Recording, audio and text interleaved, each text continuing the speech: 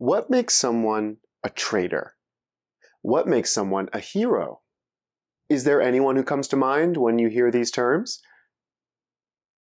A traitor is a person who betrays another person's trust or an obligation, duty, or principle.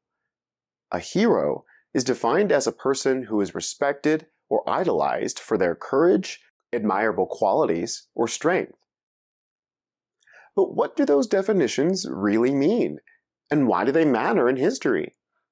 In this lesson, we'll tackle their meaning by examining some specific examples from American history.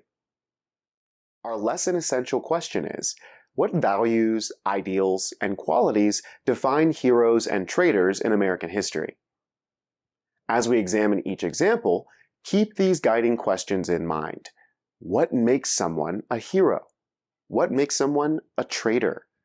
Can someone be both a hero and a traitor? At the end of each example, you will pause to complete the chart in your guided notes. Okay, but why do heroes and traitors matter when studying U.S. history? Great question. To put it simply, who we consider to be American heroes and traitors is shaped by our interpretations of justice, morality, and the law.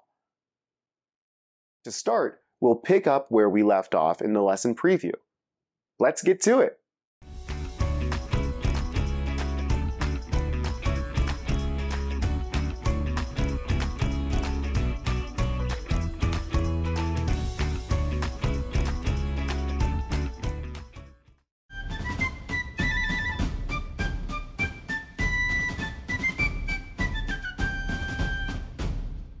As you learned in the lesson preview, British soldiers involved in the incident on March 5, 1770, were tried for murder.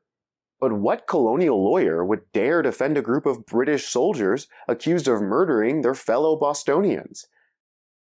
That would be John Adams. Before serving in the First Continental Congress, helping draft the Declaration of Independence, and serving as both the Vice President and President of the United States, in 1770, Adams was just a lawyer living a few miles south of Boston. His decision to represent the British soldiers was unpopular. Many of his peers accused him of betraying his fellow colonists and the cause of independence. Adams acknowledged that his decision would not only subject him to criticism, but could jeopardize his career and the safety of himself and his family. So why did he do it? Pause here to read the excerpt from Adams' closing statement from the trial and respond to the reflection question. Adams believed all people are entitled to legal representation and a proper defense. Therefore, the soldiers deserved proper legal representation, regardless of his or anyone's feelings about the soldiers, the British government, or independence. For Adams, the issue was not guilt or innocence.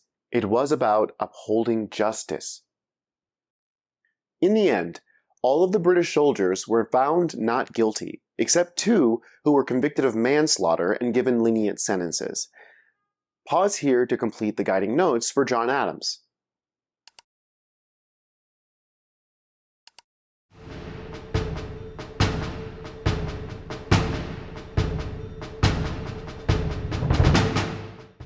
As you've learned, conflicts between indigenous tribes and American settlers persisted throughout U.S. history. One area of particular tension was Colorado. Under a series of treaties, culminating in the 1861 Treaty of Fort Wise, the Cheyenne and the Arapaho tribes lost most of their lands to the United States, leaving them with a small piece of land in eastern Colorado. Notably, the 1861 treaty came 2 years after gold had been discovered in the region. Many tribal members rejected the 1861 treaty. They argued that their chiefs had signed the agreement without consulting tribal members. Consequently, many refused to comply and continued to live and hunt outside of the lands provided by the treaty. The white settlers who occupied these lands considered this an act of aggression, and an indication that they were preparing for war. Tensions escalated in June 1864 when a family was brutally murdered by Arapaho warriors near Denver, Colorado. In response, the governor of Colorado assembled the 3rd Colorado Cavalry, led by Union Colonel John Chivington. Chivington, a former Methodist minister, believed that indigenous people were savages who needed to either be civilized or exterminated. Meanwhile, Chief Black Kettle and other Cheyenne and Arapaho leaders met with American military personnel to discuss peace. Black Kettle and the others had left these meetings believing they had secured a peace agreement. In accordance with this agreement, they instructed their tribal members to go to Fort Lyon, where they would be under the protection of the U.S. Army. When the 700 Arapaho and Cheyenne arrived, they were ordered to set up camp about 40 miles away at Sand Creek. Most were women, children, and the elderly. But Chivington did not believe Black Kettle and the other tribal leaders were truly interested in peace. He considered the Cheyenne and Arapaho hostile enemies of the United States. At dawn on November 29th, Colonel Chivington led over 1,000 heavily armed members of the U.S. Army in an attack on the camp at Sand Creek. Though Chief Black Kettle raised the American flag and a white flag in surrender, the American Army continued their assault. Chivington's forces hunted down those who attempted to flee and hide, looted the village, and burned what remained. The estimated number of casualties varies widely due to conflicting reports, but most historians put the number of victims around 150 to 250. The vast majority were women, children, and other non-combatants. Pause here to read the excerpt of Colonel Chivington's account.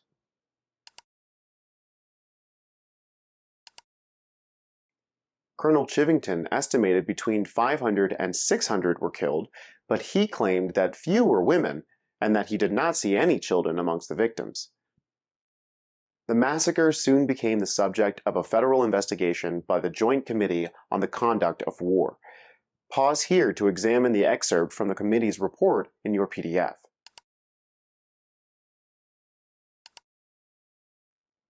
The committee concluded that the massacre had violated the rules of war and had intentionally targeted non-hostile victims.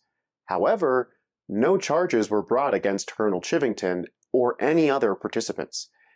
Chivington continued to assert that Sand Creek had been a successful and justified military operation until his death, citing attacks and other acts of violence committed by indigenous people on white settlers as justification. Pause here to complete the guided notes for Colonel Chivington.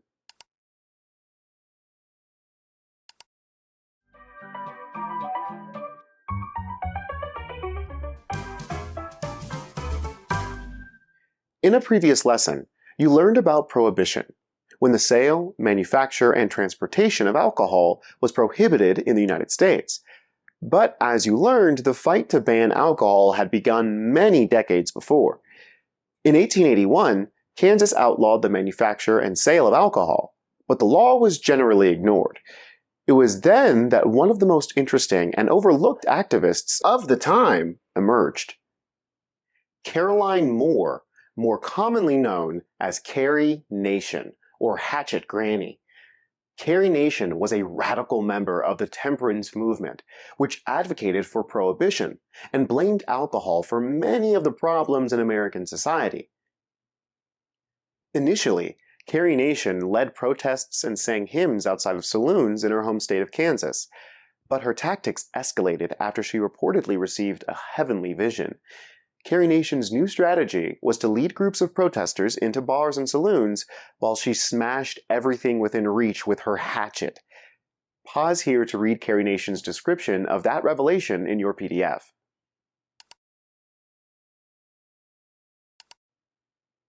Carrie Nation was arrested more than 30 times for these so-called hatchetations. She paid her fines with money she made doing speaking tours, signing autographs, and selling hatchet-shaped pins. Reactions to Carrie Nation varied. Many saw her as a courageous symbol of virtue and godliness who refused to be silenced. However, some of her fellow anti-alcohol crusaders criticized her use of violence, accusing her of hypocrisy by using one evil, violence, to fight another. This, they argued, betrayed their cause and threatened their progress.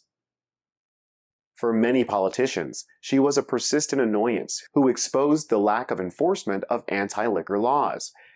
She was also widely mocked. The slogan, "All nations are welcome except Carrie," was popularized in bars and saloons and on postcards like this one. Pause here to complete the guiding notes on Carrie Nation.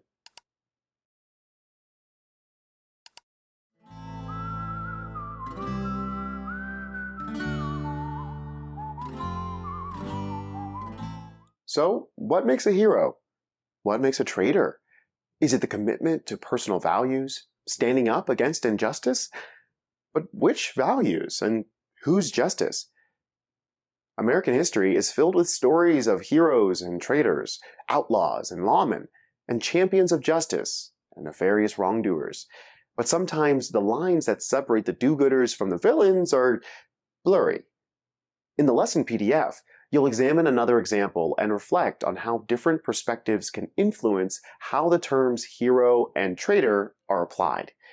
Until next time, keep making history. Hey!